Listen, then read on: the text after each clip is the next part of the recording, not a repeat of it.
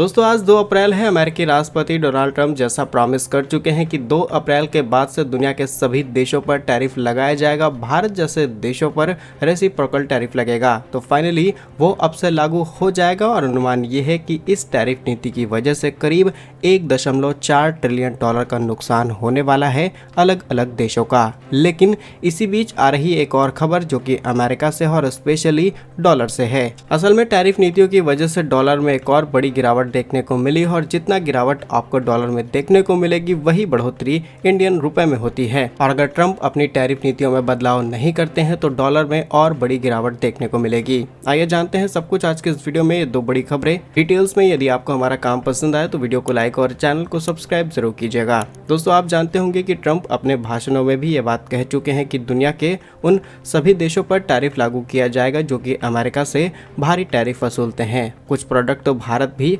America से import कराता है जिस पर 100%, 150% तक हम अमेरिका से टैरिफ वसूल करते हैं। लेकिन भारत अमेरिका को कंपैरेटिवली ज़्यादा एक्सपोर्ट करता है, इसलिए टैरिफ का असर भारत पर भी ज़्यादा पड़ने वाला है। अब एग्जैक्टली वो कौन सी लिस्ट होने वाली है जिस पर रेसिप्रोकल टैरिफ लगाया जाएगा उसकी डिटेल्स तो सामने नहीं आई, लेकिन टैरिफ आज से लागू होते हैं। साथ ही 2 अप्रैल 2025 को अमेरिकी राष्ट्रपति डोनाल्ड ट्रंप अपने मुक्ति दिवस जिसे लिबरेशन डे कहा जा रहा है उसकी अनाउंसमेंट कर चुके हैं, जिसमें वो वैश्विक बिजनेस के अंदर सभी नियमों को बदलने वाले हैं। और इसी नियम के तहत टैरिफ की योजना तैयार की गई थी और इसी योजना के तहत अलग अलग देशों पर अलग अलग प्रतिशत टैरिफ लगाया जाएगा। ट्रंप ने दावा किया है कि अमेरिका दशकों से दोस्त और दुश्मन दोनों द्वारा लूटा गया, यानी कि वो देश जो कि अमेरिका के साथ अच्छे रिलेशन रखते हैं, ट्रेड सरप्लस करते हैं। एग्जाम्पल के तौर पर भारत, उन्होंने भी अमेरिका को लूटा है। और अब ट्रंप का मानना है कि वो अपनी मैन्युफैक्चरिंग इंडस्ट्री को फिर से खड़ा करना चाहते हैं और जो डिपेंडेंसी आज बनी हुई है अमेरिका की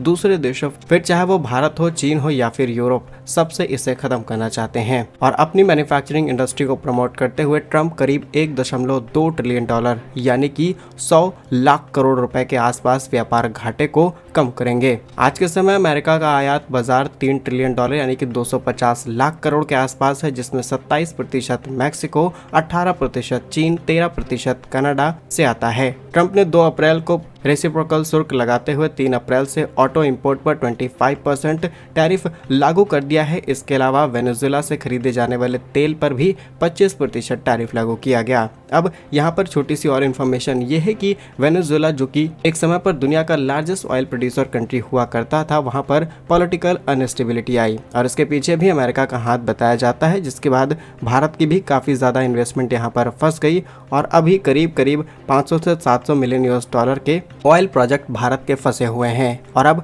अमेरिका चाहता है कि ज़्यादा से ज़्यादा पैसा बनाया जाए पूरी दुनिया से और ऑयल मार्केट जो है वो आने वाले समय में सैचुरेट हो जाएगा। इसीलिए मिडिल ईस्ट यानी कि ओपेक और ओपेक प्लस कंट्रीज जो कि तेल निकाल रहे हैं उनके पैरेलल में अब अमेरिका भी तेल निकालना शुरू करेगा। जानकारी के लिए आपको ये भी बता दें कि अमेरिका भी वो देश है जो कि बहुत ज़्यादा कच्चा तेल अपनी धरती में छुपाए बैठा है। अब उसे निकाला जाएगा, मार्केट में रिलीज किया जाएगा तो डेफिनेटली ऑयल प्राइस ड्रॉप होंगे। लेकिन अमेरिका अपनी ताकत, अपने वर्चस्व के दम पर देशों को प्रेशराइज कर सकता है कि आप हमसे तेल खरीदें। एग्जाम्पल के तौर पर अभी तक पिछले 1 सालों में भारत ने जिन जिन देशों से तेल खरीदा है उसमें अमेरिका टॉप 5 पर आ रहा था, लेकिन अब दूसरी तीसरी पोजीशन पर आना शुरू कर चुका है अमेरिका, जहां से भारत ज्यादा तेल खरीद रहा है। और कुछ समय बाद जो भारत रूस से अभी तेल खरीद रहा है सबसे ज्यादा, उसे रिप्लेस करते हुए हम अमेरिका से ज्यादा तेल खरीदें और सऊदी अरब, इराक जैसे देश बहुत ज्यादा पीछे छूट जाएंगे। वापस लौटे ट्रंप पर, तो ट्रंप के सलाहकारों का अनुमान है कि इस शुल्क यानी कि टैरिफ को लागू करने के बाद हर साल 600 अरब डॉलर का राजस्व पैदा होगा, जो अगले 10 वर्षों में 6 ट्रिलियन डॉलर तक पहुंच जाएगा। यानी कि इतनी भारत की अर्थव्यवस्था नहीं है जितना ये सिर्फ टैरिफ लगा करके अपने देश में बढ़ाने वाले हैं। और इसी चीज़ को लेकर के कई इकोनॉमिस्ट के भी बयान सामने निकल के आ रहे हैं। कहा जा रहा है कि ये शुल्क अमेरिकी उपभोक्ता में एक अनइक्वलिटी क्रिएट कर देगा, क्योंकि इंपोर्ट्स पर आप टैरिफ लगा देंगे तो जो चीज़ अमेरिका के अंदर 80 रुपये में आ रही थी अब वो बढ़कर के 110, 120 तक पहुंच जाएगी या फिर 100 तक भी पहुंच जाएगी, तो कंज्यूमर को ज़्यादा पेमेंट करनी पड़ेगी। अब ऐसा भी नहीं है कि मैन्युफैक्चरिंग इंडस्ट्री रातों रात खड़ी हो जाती है, उसके लिए भी एक टाइम पीरियड चाहिए। प्लांट सेटअप करना, land acquisition, water clearance, electricity, बहुत सारे प्रोसेस कंप्लीट होने के बाद बाद कंपनी की क्रॉस चेकिंग की जाती है कि इन्वेस्टमेंट कहां से आ रही है, किसी थर्ड कंट्री से पेमेंट तो नहीं आ रही जो आगे चल के कंट्री के लिए नेशनल थ्रेट बन जाए। इन सभी चीजों को ध्यान में रखते हुए देन किसी भी फैक्ट्री को सेटअप किया जाता है। तो अगर अमेरिका आज से इस प्लानिंग के बारे में सोचता है तो 3 से 4 साल लग जाएंगे इन फैक्ट्रीज को सेटअप होने में और 3 से 4 सालों में इन्फ्लेशन अपनी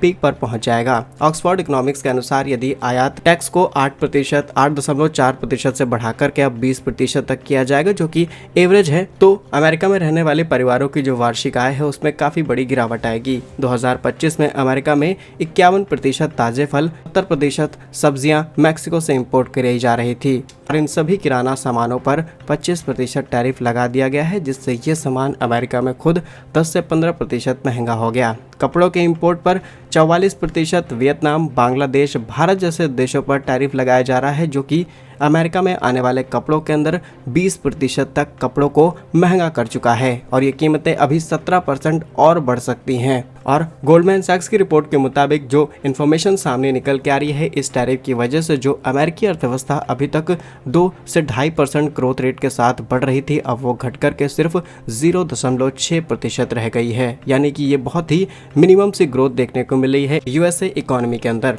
और अब बात की जाए डॉलर में भरी गिरावट की, तो ट्रम्प की टैरिफ नीतियों की वजह से ऑलरेडी डॉलर को अच्छा खासा नुकसान उठाना पड़ा है। ट्रम्प का कहना है कि इससे कुछ समय तक के लिए तो नुकसान होगा लेकिन लॉन्ग टर्म में बेनिफिट्स मिलेंगे। अब अमेरिकी डॉलर में एक जोरदार गिरावट देखने को मिली जो कि बीते 2 सालों में सबसे बड़ी गिरावट थी। इस समय डॉलर इंडेक्स 3.14% तक गिर चुका है। मार्च में डॉलर इंडेक्स 3.14% की गिरावट आई। येन के मुकाबले ये 4.7% गिरावट थी। जुलाई 2024 के बाद ये सबसे कमजोर प्रदर्शन है। यूरो के मुकाबले भी डॉलर 4.5% फिसल चुका है। खासकर जर्मनी जिस तरीके से अपनी करेंसी को प्रमोट कर रहा है, इसके अलावा और डॉलर के गिरने के पीछे गोल्डमैन की रिपोर्ट भी सामने निकल के आती है जिसमें अमेरिका में मंदी की आशंका 20% से बढ़कर के 35% तक कर दी गई है। रेसिप्रोकल टैरिफ की वजह से भारत पर भी दबाव पड़ने वाला है और इससे अमेरिकी अर्थव्यवस्था पर आर्थिक दबाव पड़ेगा। उम्मीद ये की जा रही है कि अमेरिकी फेडरल रिजर्व और यूरोपीय सेंट्रल बैंक दोनों ही 2025 में 3 बार ब्याज की दरों में कटौती करेंगे, लेकिन शायद इससे बहुत ज्यादा असर ना पड़े